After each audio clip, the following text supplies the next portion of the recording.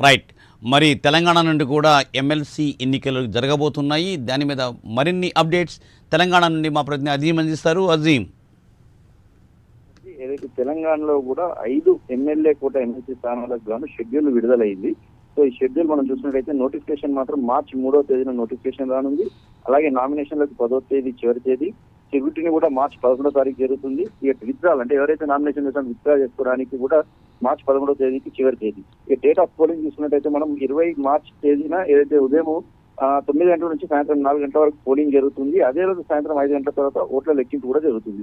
So అదే రోజు ఎవరు గెలిచారనేది కూడా చాలా క్లారిటీగా బయటకు అప్పుడే వచ్చేస్తుందని కూడా మనకు తెలుస్తుంది. సో ఈ నేపథ్యంలో మనం ఓవరాల్ షెడ్యూల్ లో చూసినట్టయితే ఏదైతే తెలంగాణ నుంచి 5 సభ్యులకు సంబంధించిన పదవీకాలం మార్చి 29వ తేదీ వరకు ముగియనుంది. సో మొహమ్మద్ షబ్బీర్ అలీ ఇంతకుముందు డిప్యూటీ సీఎంగా చేశారు, అలాగే సత్యవతి రాథోడ్ మినిస్టర్ గా చేశారు బీఆర్ఎస్ లో, ఏరి సుభాష్ రెడ్డి, మల్లేశం ఎగ్గి, అలాగే మిర్జా రియాజుల్ హస్సెల్ ఎఫ్ఎండి కూడా ఈ 5 సభ్యులకు సంబంధించినటువంటి పదవీకాలం మార్చి 29వ తేదీ వరకు ముగుస్తుంది. సో ఈ నేపథ్యంలోనే నోటిఫికేషన్ వచ్చేసింది. మార్చి 24 లోపే ఎన్నికలు నిర్వహించాలని చెప్పి కూడా ఈ షెడ్యూల్ చాలా స్పష్టంగా కూడా చెప్పడం జరిగింది. సో అధికార పార్టీ కాంగ్రెస్ కావడంతో కాంగ్రెస్ పార్టీకి 4 స్థానాలు దక్కే అవకాశం కనిపిస్తుంది. సో ఈ 4 స్థానాలు కూడా కాంగ్రెస్ పార్టీ నుంచి సీనియర్లు అలాగే ఇటు యువతకు సంబంధించినటువంటి నాయకులు ఇద్దరు కూడా పోటాపోటీ పడుతున్నారు. మరి అలాగే కాంగ్రెస్ పార్టీకి మద్దతుదారులుగా ఉన్నటువంటి జనసమితి కావచ్చు, అలాగే ఇటు సిపిఎం కూడా ఏదైతే ఎన్నికల్లో మద్దతు ఇచ్చిన సందర్భంలో ఒక్కొక్క ఎమ్మెల్సీ ఇస్తారని చెప్పి హామీ ఇవ్వడం కూడా జరిగింది. ఇందులో భాగంగా ఇప్పటికే జనసమితి నుంచి ఆ పార్టీ అధ్యక్షుడు కోదండరాం ఇచ్చారు. సో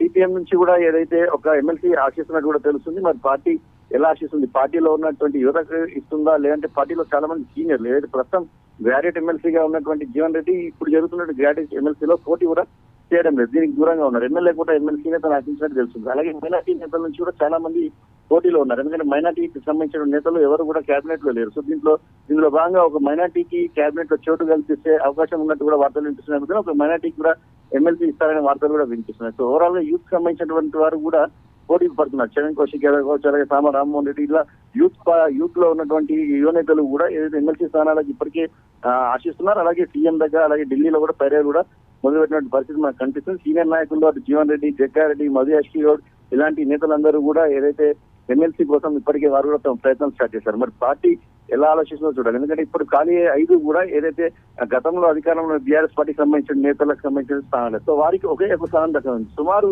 23 సభ్యులతో కూడినటువంటి ఒక ఎమ్మెల్సీకి ఓటేస్తారు. సో 23 మందికి సంబంధించినటువంటి విషయాలు చూస్తే బీఆర్ఎస్ కి ఇప్పుడు 28 మంది సభ్యులు ఉన్నారు. సో వారికి ఒకటి దక్కుతుంది. సో మిగతా 4 అధికార పార్టీకి దక్కే అవకాశం ఉన్న నేపథ్యంలో మరి అధికార పార్టీ ఎవరికి ఇస్తుంది, మరి సీనియర్లకు ప్రాధాన్యత ఇస్తుందా లేకపోతే జూనియర్లకు ప్రాధాన్యత ఇస్తుందో చూడాల్సి ఉంటుంది. ఎందుకంటే అధికార పార్టీ ఏదైతే ఎమ్మెల్యే టికెట్, ఎంపీ టికెట్ ఇచ్చి ఓడిపోయిన వారికి 2 ఏళ్ల వరకు కూడా ఎలాంటి పదవి ఇవ్వద్దని చెప్పి ఒక కండిషన్ ని కూడా పార్టీ పెట్టుకుంది. మరి అందులో ఇప్పుడు ప్రయత్నించే నేతలందరినీ మనం చూసినట్టయితే కూడా వారందరూ కూడా ఏదైతే ఎమ్మెల్యే టికెట్ ఏదైతే టికెట్ లో ఎమ్మెల్యే పోటీ చేశారు, ఎంపీగా పోటీ చేసిన వారు కూడా ఓడిపోయిన వారు కూడా ఇప్పుడు టికెట్ ఆశిస్తున్న పరిస్థితి కనిపిస్తుంది.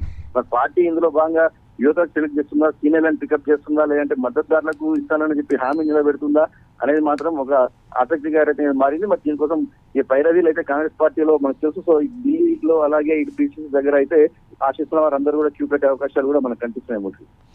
Thank you Azeem, thanks for update.